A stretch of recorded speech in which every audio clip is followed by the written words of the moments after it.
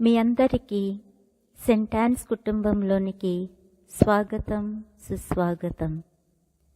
ప్రియ స్నేహితులారా, దేవుని పిలుపును కనుగొనే దిశగా మన ప్రయాణం ప్రారంభిద్దాం. నీవు నా దృష్టిలో అమూల్యమైన దానవు, నేను నిన్ను ప్రేమింతును, నేను నిన్ను సన్మానింతును. ఈ మాటల చేత దేవుడు నిన్ను పిలుచుచున్నాడు. ఆయన మిమ్మల్ని జీవించడానికి మరియు ప్రేమకును పిలుస్తున్నారు. ఆయన దృష్టికి విలువైన వారు కాబట్టి ఆయన మీ పట్ల సంతోషిస్తున్నాడు. ఆయన మిమ్మల్ని అవధులు లేనంతగా మరియు షరతులు లేకుండా ప్రేమిస్తున్నాడు. జ్ఞానస్నానము అనేది క్రీస్తుని అనుసరించమని పిలుపు. దేవుడు మనలాగే మరియు మనతో ఒక్కటిగా మారాడు. అతడే ఇమ్మానుయేలు, అనగా దేవుడు మనకి తోడని అర్థము. ఆయన మనలను ఆయన వలె మారమని పిలుస్తున్నాడు. ప్రియ స్నేహితులారా, మీరు ఆయన వలె మారాలని అనుకుంటున్నారా? అట్లయితే గనుక ఆయన మాట వినండి. ప్రతి వృత్తి దేవుని నుండి వచ్చినది మరియు అది ప్రతి మనిషికి ఇచ్చిన విలువైన బహుమతి. మిమ్మల్ని పేరు పెట్టి పిలిచి దేవుడు మిమ్మల్ని ఒక సంబంధంలోనికి, దేవునితో సంబంధాన్ని ఏర్పరచుకుని జీవించుటకు ఆహ్వానిస్తున్నాడు. మనలను పిలిచే దేవుడు పవిత్రుడు కాబట్టి మనం చేసే వృత్తి కూడా పవిత్రమైనది. కాబట్టి దేవుడు మిమ్మల్ని పిలిచే జీవితాన్ని సరిగ్గా గుర్తించడం మరియు నమ్మకంగా అనుసరించడం అనేది చాలా ముఖ్యం. మన యొక్క తల్లిదండ్రులు వైవాహిక జీవితానికి పిలువబడ్డారు.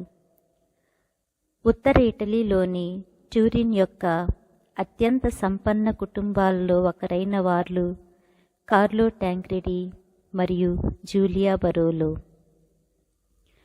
వారు క్రైస్తవ వృత్తికి నమ్మకంగా వారు తమ వైవాహిక జీవితాన్ని గడిపారు. వారు తమ జీవితాన్ని దేవుని వాక్యం ద్వారా నడిపించారు.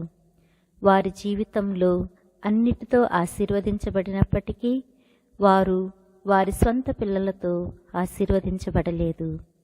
వారికి సంతానం కలుగలేదు. దేవుని వాక్యాన్ని చదవడం మరియు పంచుకోవడం ద్వారా కార్లో టాంక్రెడి మరియు జూలియా బరోలో వారి బాధలకు సమాధానం కనుగొన్నారు. చిన్నపిల్లలను నా దగ్గరకు రానివ్వండి మరియు వారికి ఆటంకం కలిగించవద్దు, ఎందుకంటే పరలోక రాజ్యం అలాంటి వారిదే. ఈ వాక్యాలు వారి వంధ్యత్వాన్ని దేవుని ప్రణాళికగా అంగీకరించడానికి ప్రేరేపించింది. వారి హృదయాలు సమాజంలోని తక్కువ అదృష్టవంతుల వైపు మళ్ళాయి. దాన ధర్మాలు ఒకేసారి మరియు ఎల్లప్పుడూ చేయాలని వారు విశ్వసించారు మరియు భగవంతుడు సంతోషంగా ఉండడానికి స్త్రీ మరియు పురుషులను సృష్టించాడని వారు తెలుసుకున్నారు. ఈ విషయాన్ని అందరికీ చెప్పి ఒప్పించి అవసరమైన వారికి, ముఖ్యంగా ఖైదీలు తమ చెడు మార్గాల నుండి విడుదల పొందడానికి సహాయం చేయడానికి బయలుదేరారు. కార్లో టాంక్రెడి ట్యూరిన్ మేయర్గా తన కాలంలోని పిల్లలు మరియు యువకులు నివసించిన ప్రమాదకరమైన పరిస్థితిని తెలుసుకుని తన భార్య యొక్క పూర్తి ఒప్పందంతో వారి తల్లిదండ్రుల చేత వదిలివేయబడిన వారికి తన రాజ్యభవనాన్ని తెరిచాడు. ఎందుకంటే కార్లో టాంక్రెడి పిల్లలు శారీరకంగా మరియు ఆధ్యాత్మికంగా ఎదగడానికి శరీరం మరియు ఆత్మ రెండింటికి సంబంధించిన మంచి విద్య ప్రాథమికమైనది అని విశ్వసించాడు. అందువల్ల చిన్నపిల్లలు మరియు పేదల విద్య కోసం వారు 1834లో అన్నమ్మ గారి సభను స్థాపించారు. విశ్వాసమున్న స్త్రీ, ఆశలకు సంరక్షకురాలు మరియు ప్రేమ యొక్క నిండు తల్లి అయిన సెయింట్ యాన్ రక్షణలో ఉంచారు. పునీత అన్నమ్మ గారు ఎవరో తెలుసా? ఆమె మరియమ్మ గారి తల్లి మరియు యేసుని అమ్మమ్మ. అన్నమ్మ గారి సభలోని సోదరీమణులు పునీత అన్నమ్మ గారి వైపు చూస్తూ పిల్లలు మరియు యువతను పూర్తి సంతోషం వైపు త్రిప్పడానికి, వారి ఎదుగుదలకు తోడుగా ఉండాలనే లక్ష్యంతో పనిచేస్తారు. మదర్ ఎన్రికెట్ట సమాజానికి రెండవ ఉన్నతమైన జనరల్ మరియు వ్యవస్థాపకుల ఆకర్షణకు నమ్మకమైన మరియు నమ్మదగిన సాక్ష్యంగా ఆమె మిషన్ అడ్జెంటస్ యొక్క క్షితిజాలకు సంస్థను ప్రారంభించింది. 1871లో ఇటలీ నుండి భారతదేశానికి మొదటి 6 మిషనరీలను పంపింది. ఈరోజు ప్రపంచంలోని వివిధ ప్రాంతాలలో సమాజం ఉంది. ఆఫ్రికా, అమెరికా, ఆసియా మరియు యూరప్. వారు ఎక్కడ ఉన్నా మరియు ఏమి చేసినా సోదరీమణులు వారి వృత్తిని జీవిస్తారు. చిన్నపిల్లలకు మరియు పేదలకు భగవంతుని రక్షణకు సాధనాలుగా ఉండడానికి పవిత్ర త్రిమూర్తులను చూడడం వారి వృత్తి. సెయింట్ యాన్ కుటుంబంలో ఒక అమ్మాయి ప్రవేశించినప్పుడు ఆమె శిక్షణ పొందుతుంది. ఈ సమయంలో ఆమె ప్రార్థన, మతకర్మలను స్వీకరించడం, అధ్యయనాలు, వ్యక్తిగత మార్గదర్శకత్వం, సమాజ జీవనం మరియు రోజువారీ జీవిత సంఘటనల ద్వారా దేవుని యొక్క చిత్తాన్ని తెలుసుకున్నటకు, దేవుని పిలుపును గుర్తించడంలో సహాయపడుతుంది. మీరు నన్ను ఎన్నుకొనలేదు, కానీ నేను నిన్ను ఎన్నుకున్నాను మరియు నిన్ను నియమించాను. మీరు వెళ్ళి ఫలించుటకును మీ ఫలము నిలిచియుండుటకును నేను మిమ్మును ఏర్పరచుకుని నియమించితినని ఆమె ప్రారంభ నిర్మాణ చివరిలో క్రీస్తు పలికిన మాటలను అర్థం చేసుకుంటూ, యవనస్తులు ఇష్టపూర్వకంగా మరియు ఆనందంగా సామువేలు వలె, ఇదిగో ప్రభువా, మీరు నన్ను పిలిచారు, ఈ మాటలతో తన జీవితాన్ని దేవునికి అర్పిస్తారు. ఆ విధంగా దేవునికి చెందిన ఆనందం నిండిన హృదయాలతో పునీత అన్నమ్మ గారి సభ సోదరీమణులు దేవుని రక్షణకు సాధనంగా, దేవుని దయకు సాక్షిగా మరియు దేవుని ప్రేమకు చిహ్నంగా పంపబడ్డారు. నేటికి సంస్థ స్థాపించబడి 188 సంవత్సరాలు గడిచిన తరువాత పునీత అన్నమ్మ గారి సోదరీమణుల సంఘం 11 దేశాల్లో ఉన్నారు.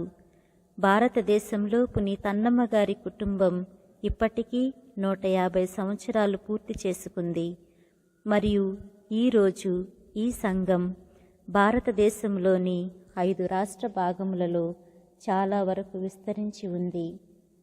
దక్షిణ రాష్ట్ర భాగంలో తమిళనాడు మరియు కేరళ, ఈ 2 రాష్ట్రాలు ఉన్నాయి. వారు ఎక్కడ ఉంచబడినా సోదరీమణుల చర్చతో ప్రయాణించే కుటుంబాలకు క్రీస్తు కుటుంబంగా ఉండాలనే మిషన్ను ప్రపంచానికి ఆశ మరియు ఆనందాన్ని తెస్తూ ఈ రోజు వరకు మిషన్ను నిర్వహిస్తున్నారు.